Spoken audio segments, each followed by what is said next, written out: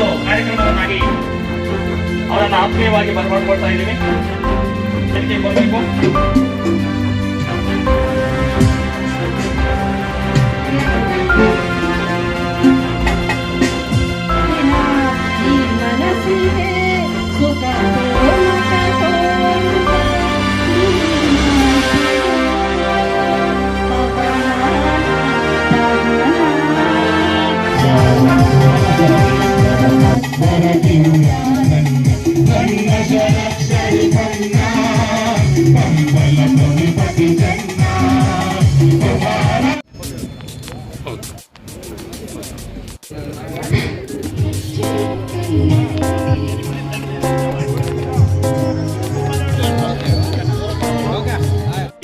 ಈ ಒಂದು ಸಮಾಜವನ್ನ ಮುನ್ನಡೆಸುವಂತ ಕೇಳಿ ನೋಡ್ತಾ ಇದ್ದೀರಾ.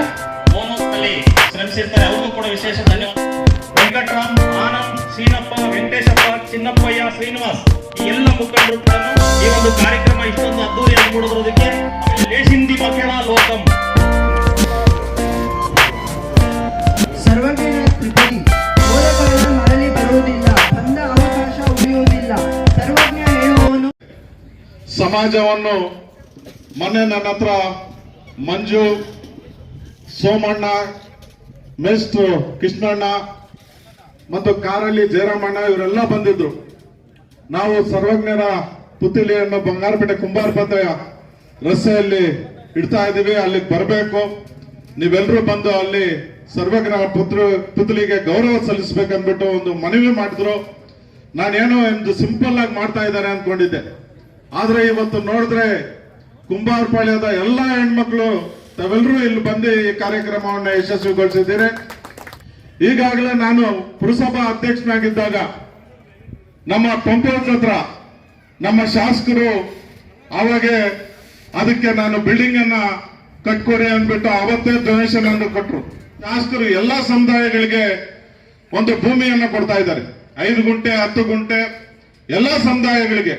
ಎಲ್ಲಾರು ಚೆನ್ನಾಗಿರ್ಬೇಕು. ನಮ್ಮ ತಾಲೂಕಲ್ಲಿ ಯಾವುದೇ ಕಟ್ಟ ಕಡೆ ಸಮುದಾಯಕ್ಕೂ ಅವರಿಗೆ ಒಂದು ಜಾಗವನ್ನು ಕೊಟ್ಟು ಅವ್ರದೇ ಆದ ಒಂದು ಸಮುದಾಯ ಭವನವನ್ನು ಕಟ್ಟಿಕೊಳ್ಳಲು ಶಾಸಕರು ಮುನ್ನಡೆಸ್ತಾ ಇದ್ದಾರೆ. ಇಂಥ ಶಾಸಕರು ನಮಗೆ ಸಿಕ್ಕಿರೋದು ಒಂದು ಪರಮ ಪೂಜೆ ಅಂತ ಹೇಳೋದಕ್ಕೆ ನಾನು ಇಷ್ಟಪಡ್ತೀನಿ. ಇಂಥದ್ರಲ್ಲಿ ನಿಮ್ಮ ಸಂಘದಲ್ಲೇ ಎಲ್ಲಾರು ಒಟ್ಟಿಗೆ ಇರೋದು ಇವತ್ತು ಬಂಗಾರಪೇಟೆಗೆ ಒಂದು ಹೆಮ್ಮೆ ಅಂತ ಹೇಳೋದಕ್ಕೇನು ನಾನು ಇಷ್ಟ. ಸಮಸ್ತ ಜನಸೋಮಕ್ಕೆ 14ನೇ ಶತಮಾನ ವಚನಕಾರ, ಚಿಂತಕ, ತ್ರಿಪದಿ ರಚನೆಕಾರ ಸರ್ವಜ್ಞ ಜಯಂತಿಯ ಹಾರ್ದಿಕ ಶುಭಾಶಯಗಳನ್ನು ಕೋರ್ತೇನೆ. ಬಂಧುಗಳೇ, ವಿಶೇಷವಾದ ಸಂದರ್ಭ ಐತಿ. ಬಹುಶಃ ಕುಂಬಾರ ಸಮುದಾಯದಲ್ಲಿ ಒಂದು ಇತಿಹಾಸವನ್ನು ನಿರ್ಮಿಸತಕ್ಕಂಥ ಕಾರ್ಯಕ್ರಮ ಇವತ್ತು. ಈ ನಮ್ಮ ಬಂಗಾರಪೇಟೆ ತಾಲೂಕಿನಲ್ಲಿ ಈ ಸಂತ ಕವಿಯ ಒಂದು ಪುತ್ಥಳಿಯನ್ನು ಅನಾವರಣ ಮಾಡ್ತಕ್ಕಂಥದ್ದು,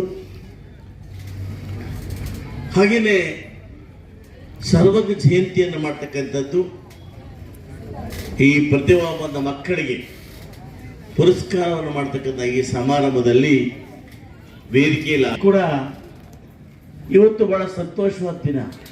ಯಾಕಪ್ಪ ಅಂದರೆ ಈ ಸಣ್ಣ ಸಣ್ಣ ಸಮುದಾಯಗಳು ಒಗ್ಗೂಡೋದೇ ಇಲ್ಲ, ಒಗ್ಗೂಡಕ್ಕೆ ಬಿಡಲ್ಲ. ಇವತ್ತು ಫಂಕ್ಷನ್ ಪೋವಾಲಂటే ರೀ ನಾನು ಕುಲ್ಪಿಸ್ತದೆ, ನಾನು ಜಾಸ್ತಿ ಪಿಸ್ತದ ಪದ ಮಾಡ್ತಾರೆ. ಮೊದಲಿಂದ ಕೂಡ ನಮ್ಮ ಮೇಲೆ ಬೇರೆಯವ್ರ ದಬ್ಬಾಳಿಕೆನೆ ಅಲ್ವಾ. ನಾವೇನು ಕೂಡ ಆದ್ರೆ ಅವರ ಸಮಾಜದಲ್ಲಿ ನಾವು ಎಷ್ಟು ಪ್ರಬಲರು ಅಂತ ಅವ್ರಿಗೆ ಗೊತ್ತಿಲ್ಲ. ಯಾಕೆ ಹೇಳ್ತೀನಿ ಮಾತನ್ನಂದ್ರೆ, ಇಷ್ಟೊತ್ತುಗಳು ಹೇಳ್ತಾ ಇದ್ರು, ಸರ್ವಜ್ಞನೆಂಬುವನು ಗರ್ವದಿಂದಾದವನು, ಸರ್ವಗಳನ್ನು ನುಡಿ ಕಲಿತು ವಿದ್ಯೆಯ ಪರ್ವತವೇ ಆದ ಸರ್ವಜ್ಞ. ಸರ್ವಜ್ಞ ಗರ್ವದಿಂದಾದವನು. ಗರ್ವ అంటే కోవు కాదు, చెప్పదు ఏం కోర ಮುಂಗೊಡಿಕೆ ಅಂತ, ಅದು ಕಾದು. ಗರ್ವ ಅಂದ್ರೆ ತನ್ನೊಳಗಿನ ಪ್ರತಿಭೆಯನ್ನು ತೋರಿಸ್ತಕ್ಕಂಥದ್ದು ಹೆಮ್ಮೆ, ಹಿರಿಮೆ. ಅದನ್ನ ನಾವಿವತ್ತು ಗರ್ವ ಅಂತ ಹೇಳ್ತೀವಿ. ಸರ್ವರೊಳಗೊಂದು ನುಡಿ ಕಲಿತು. ಅವರೇನು ಯಾವ ಶಾಲೆಗೆ ಯಾವ ಹೈಸ್ಕೂಲ್ಗೆ ಗ್ರಾಜುಯೇಟ್ ಮಾಡ್ತಾ ಇರಲಿಲ್ಲ.